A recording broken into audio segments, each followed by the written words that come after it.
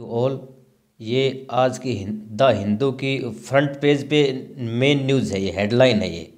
ठीक है, इसमें बताया गया है, देखो क्या कि कोर सेक्टर है ना, कोर सेक्टर कौन कौन से होते हैं जिनसे हमारे देश की इकोनॉमी चलती है। ठीक है, इसमें कोल है, स्टील है, इलेक्ट्रिसिटी है, ठीक है, सीमेंट है, एल्युमिनियम या जो भी खदान वाले हैं, कोर सेक्टर है। उसका जो आउटपुट है मतलब उसका परिणाम, आउटपुट मतलब उसका रिजल्ट परिणाम, राइजिज बढ़ गया है 5.4% इन अनइवन रिकवरी। अनइवन का मतलब होता है असमान, असमान, असम, अतुल्य रूप से ना, असमान रूप से रिकवरी उसकी बढ़ गई है। ठीक है, इम्बैलेंस है, वो अनइवन है। तो ये क्या आया कि कोर सेक्टर आउटपुट यहाँ पे सब्जेक्ट है। ठीक है, यहाँ पे आएगा राइजिज, बढ़ गया है तो हैव राइजन नहीं आएगा, राइजिज आएगा, क्योंकि ये हेडलाइंस है। न्यूज़पेपर की जो हेडलाइन है वो हमेशा आपको प्रेजेंट टेंस में मिलेगी, सिंपल प्रेजेंट टेंस में, सिंपल प्रेजेंट टेंस में मिलेगी। इसलिए यहाँ पे राइज के साथ एस लगा हुआ है, क्योंकि ये यहाँ पे सिंगुलर है। अगर सब्जेक्ट आपका सब्जेक्ट सिंगुलर है तो आपकी वर्ब प्लूरल हो जाएगी, मतलब उसके साथ एस या एस लग जाएगा प्रेजेंट टेंस में। अच्छा, इसकी सब हेडलाइन क्या है? ओवरऑल प्रोडक्शन लेवल इन नवंबर। नवंबर में जो ओवरऑल प्रोडक्शन का लेवल है ना 70 है, वो रिमेन द सेम, वो सेम रहा है, वो कोई ज़्यादा नहीं बढ़ा। ठीक है, रिमेन रहा है सेम, बिल्कुल ठीक वैसा वैसा, एज जैसा इन द प्रीवियस मंथ, जैसा कि प्रीवियस मंथ में था। मतलब अक्टूबर में जो था वही नवंबर में रहा। सीमेंट में, कोल में, स्टील में, इलेक्ट्रिसिटी में उसका जो आउटपुट है वो सर्ज, SURGED। सर अभी तो आपने बताया कि एस या एस लगता है न्यूज़पेपर हेडलाइन में, यहाँ पे सर्ज में डी लगा रहे हो, इसका मतलब है आर सर्ज्ड, आर सर्ज्ड है ये। किसका? सीमेंट, कोल, स्टील, इलेक्ट्रिसिटी के बाद कोमा लगा हुआ है, इसका मतलब यहाँ पर 4 सब्जेक्ट हो गए, 4 सब्जेक्ट हो गए तो इसके लिए आर आएगा। और ये पैसिव वॉइस है, पैसिव वॉइस है भाई, पैसिव वॉइस है, इसलिए तो सर्ज आया। पैसिव वॉइस में इज एम आर के बाद V3 लगती है, और न्यूज़पेपर में इज एम आर नहीं लगाते, डायरेक्ट क्या लगा देते हैं, थर्ड फॉर्म लगा देते हैं, ये पैसिव वॉइस है। ठीक है, होप आपको समझ में आ रहा होगा।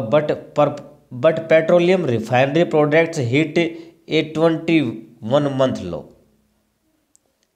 अब यहाँ पे फिर देखो वर्ब क्या है, हिट है, हिट है ना, तो petroleum refinery products, petroleum refinery products जो बनते हैं, डीजल, ऑयल, केरोसिन है ना, गैस जो भी है, वो हिट हुआ है, हिट 21 मंथ के लो लेवल पे हिट हुआ है। मतलब उसमें कोई रिकवरी देखने को नहीं मिली, उसमें कोई सर्ज नहीं हुआ है ना।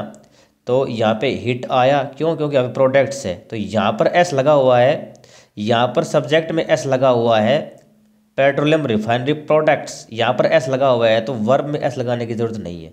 इसका मतलब अगर आपका सब्जेक्ट प्लूरल है तो आपकी जो वर्ब है वो सिंगुलर आएगी, ये रूल है। अब इसका न्यूज़ देख लो। The output growth of India, the output growth of India 8 core sectors rebounded to 5.4% in November from a revise estimate of an 0.9 uptick in October, the slowest in 20 months. ये 20 month की सबसे slowest दिखाई दी जा रही है। The overall production level in November 2022 remain the same as in the previous month, जो पहले month में था। इसका मतलब जिसमें ज़्यादा तेज़ी दिखाई नहीं दे रही है। ठीक है, ये मेरा समझाने का मकसद था।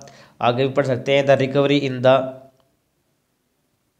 ये है, the recovery in the year on year growth rate bodes well for the country's industrial output numbers in November after a shocking 4% drop in October. October में 4% ड्रॉप हुआ था, अब 5.4%।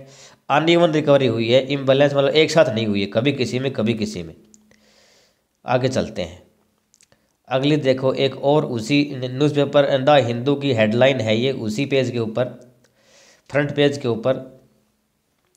Winter gloom lifts snow primes valley for 2023। ये कह रहा है कि जो विंटर है वो ग्लूम लिफ्ट्स, ग्लूम है वो थोड़ा उदासी भरा होता है, ग्लूम में धुंधला होता है, लिफ्ट्स में नहीं, अभी ये और ऊपर चढ़ेंगी सर्दियाँ ऐसे, तो मतलब धुंध है सब जगह, बर्फ़ गिर रही है, आपको पता है। स्नो प्राइम्स वैली, वैली के अंदर जो स्नो है वो प्राइम्स है, मतलब सबसे ज़्यादा देखने को क्या मिलता है, स्नो देखने को मिलती है। तो स्नो सिंगुलर है तो वर्ब के साथ एस लग गया, ठीक है। यहाँ पर विंटर ग्लूम है, यहाँ पे एस लग गया। विंटर ग्लूम है, विंटर की जो धुंध है वो लिफ्ट्स बढ़ गई है। स्नो है वो वैली में सबसे ज़्यादा है फॉर 2023, कल आपका जो साल शुरू हो रहा है, ईयर शुरू हो रहा है उसके लिए। सब हेडलाइन देख लो इसकी, स्नोफॉल एंड्स, ये रहा ends present tense. Dry spell in the plains as visitors throng hill station of Gulmarg and Pahalgam for year end celebrations, turning them into hot winter destination. Tourism department hotels lay out zingy even calendars. कह रहा है snowfall है उसका, snowfall end है वो dry spell in the plains as visitors throng hill stations of Gulmarg, ठीक है। तो इसका मतलब ये क्या कह रहा है, जो विंटर का जो ग्लूम था वो लिफ्ट हो गया है, जो धुंध थी वो चली गई है, उठ गई है, ठीक है। स्नोफॉल होता है बस, धुंध नहीं है।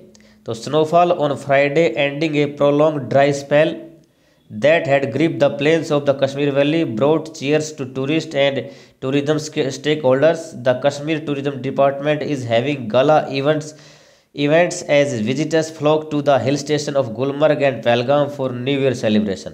ठीक है, पहलगाम और गुलमर्ग इधर कश्मीर में ये आपको दिखाई दे रहा होगा क्या नज़ारा है, ये सब जगह बर्फ़ जमी हुई है ना। तो यहाँ पे अपनी सेलिब्रेशन करने पहुँच गई हैं ये। North Kashmir received more snowfall than in the south, north Kashmir में ज़्यादा है साउथ से, एंड सेंट्रल रीजन्स और सेंट्रल क्षेत्र में ऑफिशियल का ये कहना है। बाकी आप ये सारे के सारे न्यूज़ पढ़ सकते हैं जो आपको न्यूज़पेपर में दी गई है, ठीक है। तो मैं आपको बताना चाहता था तो कैसे प्रेजेंट टेंस यूज़ होता है, कैसे थर्ड फॉर्म यूज़ होती है, ठीक है। बाकी की जानकारी आपको कहाँ मिलेगी, जोरदार इंग्लिश चैनल पे। जोरदार इंग्लिश चैनल जो अपना यही चैनल है जिस पे आप न्यूज़ देख रहे हो, इसको आप स्प्रेड करें, स्प्रेड करने से नॉलेज बढ़ती है। और मेरा एडवांस में आपको हैप्पी न्यू ईयर 2023 में जो मेरा चैनल या क्लास देखेगा वो गवर्नमेंट जॉब लेगा। ये मेरी तरफ से सबको विशेष है। Thank you very much.